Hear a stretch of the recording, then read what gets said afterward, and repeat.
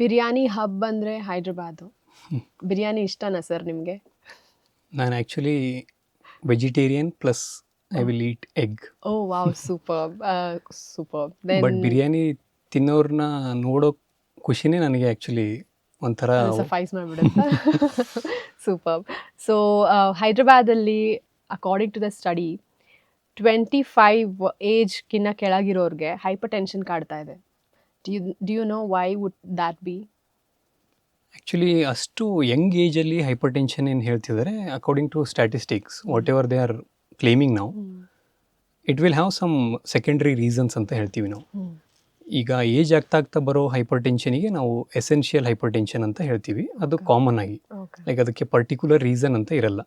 But ಇಷ್ಟು Young ಏಜಲ್ಲಿ ಅವರು claim ಮಾಡ್ತಿರೋ ನಂಬರಿಗೆ definitely some secondary reason will be there. Like ಕಿಡ್ನೀಸಲ್ಲಿ ಪ್ರಾಬ್ಲಮ್ ಇರೋದಾಗಲಿ ಅಥವಾ ಅವ್ರ ಬ್ಲಡ್ ವೆಸಲ್ಸಲ್ಲಿ ಚೇಂಜಸ್ ಆಗ್ತಿರೋದು ಆಗಿರ್ಬೋದು.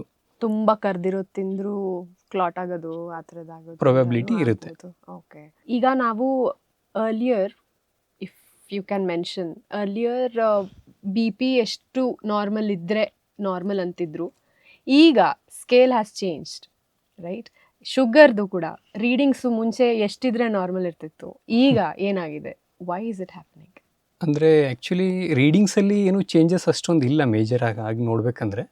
ಸೇಮ್ ಬ್ಲಡ್ ಪ್ರೆಷರಲ್ಲಿ ನಾವು 120/80 ಅಥವಾ 130 to 90ವರೆಗೂ ನಾರ್ಮಲ್ ಅಂತ ಕರಿತೀವಿ. ಶುಗರ್ಸಲ್ಲಿ ಕೂಡ ಎವರೇಜ್ ಆಗಿ ಅರೌಂಡ್ 140 ಒಳಗಡೆ ಇದ್ದರೆ ಅದನ್ನು ನಾರ್ಮಲ್ ಆಗಿನೇ ಕನ್ಸಿಡರ್ ಮಾಡ್ತೀವಿ. ಅದರಲ್ಲಿ ಮೇಜರ್ ಚೇಂಜಸ್ ಏನೂ ಆಗಿಲ್ಲ. ಬಟ್ ಜನರ ಅವೇರ್ನೆಸ್ ಇದ್ರ ಬಗ್ಗೆ ಜಾಸ್ತಿ ಆಗಿರೋದ್ರಿಂದ ನಾವು ಓವರಾಲ್ ಆಗಿ ಈ ಸ್ಟ್ಯಾಟಿಸ್ಟಿಕ್ಸಲ್ಲಿ ಸ್ವಲ್ಪ ಹೈಯರ್ ಲೆವೆಲ್ಸ್ನ ನೋಡ್ತಿದ್ದೀವಿ ಅಷ್ಟೇ. ಬಟ್ ಸ್ಟಿಲ್ ಅದು 130/90 ಆದರೂ ಕೂಡ you won't prescribe medication, right? Right. So what happens then? Will our body get back to normal? ಹೌದು, ಇದು one of the like bodily mechanism ಅಂತಾನೆ ಹೇಳ್ಬೋದು. ಏಜ್ ರಿಲೇಟೆಡ್ ಬ್ಲಡ್ ಪ್ರೆಷರ್ ಏನು ಜಾಸ್ತಿ ಆಗ್ತಿರುತ್ತೆ, ಅದು ಬಾಡೀಸ್ ನಾರ್ಮಲ್ ಫಿಸಿಯಾಲಜಿ. ಲೈಕ್ ಅಷ್ಟು requirement ಇರುತ್ತೆ. ನಮ್ಮದು ಏಜ್ ಆಗ್ತಾ ಬ್ಲಡ್ ವೆಸಲ್ಸಲ್ಲಿ ಅಲ್ಲಿ ಸ್ವಲ್ಪ ಬ್ಲಾಕೇಜಸ್, ಟ್ರಾಫಿಕ್ ಜಾಮ್ ಆಗಕ್ಕೆ ಶುರು ಆಗುತ್ತೆ.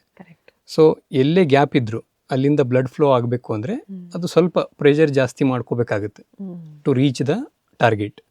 That's why B P will increase as age advances. Correct. Yeah, superb. So BP will increase, that's what you are telling me. So but age expectancy ಏನಾಗುತ್ತೆ ಅವಾಗ? Age ಎಕ್ಸ್ಪೆಕ್ಟೆನ್ಸಿಯಲ್ಲಿ ಅದೇ ಅಂದರೆ usual ಆಗಿ slight ಇನ್ಕ್ರೀಸ್ನ ನಾವು ನೋಡ್ಬೋದು. ಬಟ್ ಒಂದು ಟಾರ್ಗೆಟ್ ಲೆವೆಲ್ ಅಂತ ಇರುತ್ತೆ, ಅದು ಕ್ರಾಸ್ ಆದರೆ that can harm his own body. So ಆವಾಗ ನಾವು ಮೆಡಿಕೇಶನ್ಸ್ ಆಗಲಿ ಅಥವಾ ಲೈಫ್ ಸ್ಟೈಲ್ ಚೇಂಜಸ್ನ ಅಡ್ವೈಸ್ ಮಾಡ್ತೀವಿ. ಓಕೆ. ಬಿ ಪಿ ನಾರ್ಮಲ್ ಆಗಿ ಇಟ್ಕೋಬೇಕಂದ್ರೆ ಏನು ಮಾಡಿದ್ರೆ ಟ್ಯಾಬ್ಲೆಟ್ ಹಾಕ್ಕೊಳ್ಳಿಲ್ದಂಗೆ ನಾರ್ಮಲ್ ಆಗಿ ಲೈಫ್ನ ಲೀಡ್ ಮಾಡ್ಬೋದು? ಬಿ ಪಿಗೆ ಮೇನ್ಲಿ ಹೈಡ್ರೇಷನ್ ಚೆನ್ನಾಗಿರಬೇಕು. ನೆಕ್ಸ್ಟ್ ಸಾಲ್ಟ್ ಇಂಟೇಕ್, ಅದು ಆದಷ್ಟು ಕಡಿಮೆ ಮಾಡಬೇಕು, ಎಷ್ಟಾಗುತ್ತೆ ಅಷ್ಟು. ಯೂಸ್ವಲಿ ನಾವು ಹೇಳ್ತೀವಿ ಉಪ್ಪಿಗಿಂತ ರುಚಿ ಬೇರೆ ಇಲ್ಲ ಅಂತ. ಬಟ್ ಏನು ಪ್ರಾಬ್ಲಮ್ ಅಂದರೆ ನಾವು ಅಡ್ಜಸ್ಟ್ ಆಗ್ಬೋದು. ಅದು one of the taste which can get adjusted to any extent. So ಅದರಲ್ಲಿ ಕಡಿಮೆ ಮಾಡಬೇಕು. ಆ್ಯಂಡ್ ಸ್ವಲ್ಪ ಪೊಟ್ಯಾಷಿಯಮ್ ರಿಚ್ ಫ್ರೂಟ್ಸ್ ಅಂತ ಹೇಳ್ತೀವಿ. ಅದಕ್ಕೆ ನಾನು ಆಲ್ರೆಡಿ ನಮ್ಮ ಪೇಜಲ್ಲಿ ಸಾಕಷ್ಟು ವಿಡಿಯೋಸ್ ಅದ್ರ ಬಗ್ಗೆ ಮಾಡಿದ್ದೀನಿ. ಅದಕ್ಕೊಂದು ನಿಮೋನಿಕ್ ಕೂಡ ಕೊಟ್ಟಿದ್ವಿ ನಾವು, BMTC ಅಂತ ಹೇಳಿ. B for banana, M for melons, T ಅಂದರೆ tomatoes, C for citrus fruits. So ಈ ಥರ ತಗೊಂಡ್ರೆ ಬಿ ಪಿಗೆ ಸಾಕಷ್ಟು ಹೆಲ್ಪ್ ಆಗುತ್ತೆ. ಸೊ ಫ್ರೂಟ್ಸ್ ತಿನ್ನೋದ್ರಿಂದ ಬಿ ಪಿ ಕಡಿಮೆ ಆಗುತ್ತೆ, ನೀರು ಕುಡಿಯೋದ್ರಿಂದ ಬಿ ಪಿ ಕಡಿಮೆ ಆಗುತ್ತೆ, ಬಿ ಪಿ ಜಾಸ್ತಿ ಮಾಡ್ಕೋಬೇಡ ಅಂತಿರ್ತಾರಲ್ಲ, ಹೌದು. ಅದು ಯಾವ ಫ್ಯಾಕ್ಟರ್? ಯೂಸ್ವಲಿ ಜನರಲ್ಲಿ ಇರೋ ಒಂದು ಕಾನ್ಸೆಪ್ಟ್ ಏನು ಅಂದರೆ ಅವರು ಅದೇನು ಸ್ಟ್ರೆಸ್ ಇರುತ್ತಲ್ಲ ಅದನ್ನು ಬಿ ಪಿಗೆ ಕಂಪೇರ್ ಮಾಡ್ತಾರೆ. ಮೆಜಾರಿಟಿ ಆಫ್ ದ ಟೈಮ್ಸ್ ಎರಡೂ ಸೇಮ್ ಅಲ್ಲ ಅದು.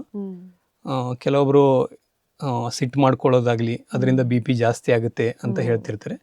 ಒನ್ ಆಫ್ ದ ಫ್ಯಾಕ್ಟರ್ ಅದು stress is one of the factor for hypertension, but ಎರಡು ಸೇಮ್ ಅಲ್ಲ. Okay, sure. Okay, then I also want to know, obesity ಜಾಸ್ತಿ ಆಗ್ತಿದೆ. ಇಂಡಿಯಾ ಅಷ್ಟು ರ್ಯಾಂಕಲ್ಲಿ ಇದ್ದಿಲ್ಲ ಇವಾಗ. So it's almost there like US, UK. We are crossing every developed nation now. So what is the main cause? Although we are eating home cooked meals, ಹೊರಗಡೆ ತಿನ್ನೋದು ಕೂಡ ನಮ್ಮದು ಹೋಮ್ ಕುಕ್ಡೇ ಇರುತ್ತೆ. We don't encourage any western foods ಎಲ್ಲ. ಏನು ಮನೇಲಿ ಮಾಡಿರ್ತೀವೋ ಅದು ತಿಂತಿರ್ತೀವಿ ಹೊರಗಡೆನೂ ಕೂಡ. So may be oil intake ಜಾಸ್ತಿ ಇರುತ್ತೆ. So but obesity around teenagers ತುಂಬ ಆಗಿದೆ ಇವಾಗ. If U C a child of 7-year-old, 8-year-old, he or she is not 7 or 8, ರೈಟ್? ಸೊ ಅದು ಜಾಸ್ತಿ ಕಾಣ್ತಾ ಇರುತ್ತೆ. ಅವರು ಪ್ಯೂಬರ್ಟಿ ಜಲ್ದಿ ಅಚೀವ್ ಆಗ್ತಿದೆ. And also male pattern baldness ಜಾಸ್ತಿ ಆಗ್ತಿದೆ at the age of very early age. So will touch all these topics. Let's talk about obesity first, ಅಲ್ವಾ? ಹೌದು. ಈಗ ಒಬೇಸಿಟಿ ರೀಸೆಂಟ್ಲಿ ನಾವು ಇದ್ರ ಬಗ್ಗೆ ಒಂದು ಸೈಂಟಿಫಿಕ್ ಪ್ರೋಗ್ರಾಮ್ ಕೂಡ ಮಾಡಿದ್ವಿ. ನಾವು ಅದರಲ್ಲಿ ಮೆನ್ಷನ್ ಮಾಡಿದ್ದೇನು ಅಂದರೆ obesity is there in every city almost in India and it is also spreading to rural India.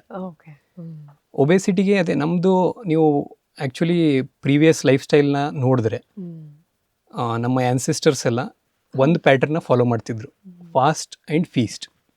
So ಅವರು ಈಗ ಹಂಟಿಂಗ್ ಎಲ್ಲ ಹೋದಾಗ 2 to 3 days ಊಟ ಸಿಗ್ತಿರಲಿಲ್ಲ, ಫಾಸ್ಟಿಂಗ್ ನಡೆಯೋದು ನ್ಯಾಚುರಲ್ ಆಗಿ. ಸಿಕ್ಕಾಗ ಸರಿಯಾಗಿ ಬಾರಿಸೋರು. ಸೊ ಅದು ಫೀಸ್ಟಿಂಗ್ ಥರ ಇತ್ತು. ಇವಾಗ ಏನಾಗ್ತಿದೆ, ಪ್ರತಿಯೊಬ್ಬರು ಕೂಡ ಕ್ಯಾಲರಿ ಎಕ್ಸೆಸ್, ಕ್ಯಾಲರಿನ ಒಂದು ಪ್ರಾಪರ್ಟಿ ಥರ ಮಾಡಿಬಿಟ್ಟಿದ್ದಾರೆ. ಆದಷ್ಟು ಸ್ಟೋರ್ ಮಾಡಿ mindless eating, adulterated food, and one more important thing is less physical activity. ಜನರ ಕಾನ್ಸೆಪ್ಟ್ ಏನಿರುತ್ತೆ ಅಂದರೆ half an hour high intensity exercise ಮಾಡಿದ್ರೆ ಐ ಆಮ್ ಫಿಟ್ ಅಂತ ಅನ್ಕೊತಾರೆ. ಬಟ್ ಪ್ರಾಬ್ಲಮ್ ಏನು ಅಂದರೆ ಥ್ರೂ ಔಟ್ ದ ಡೇ ನೀವೇನು ಫಿಸಿಕಲ್ ಆ್ಯಕ್ಟಿವಿಟಿ ಲೆವೆಲ್ ಯಾವ ಥರ ಇರುತ್ತೆ ಅದು ಕೂಡ ನಮ್ಮ ಕ್ಯಾಲರಿ ಬ್ಯಾಲೆನ್ಸ್ನ ಮೇಂಟೈನ್ ಮಾಡೋದ್ರಲ್ಲಿ ತುಂಬ ಇಂಪಾರ್ಟೆಂಟ್ ಫ್ಯಾಕ್ಟರ್.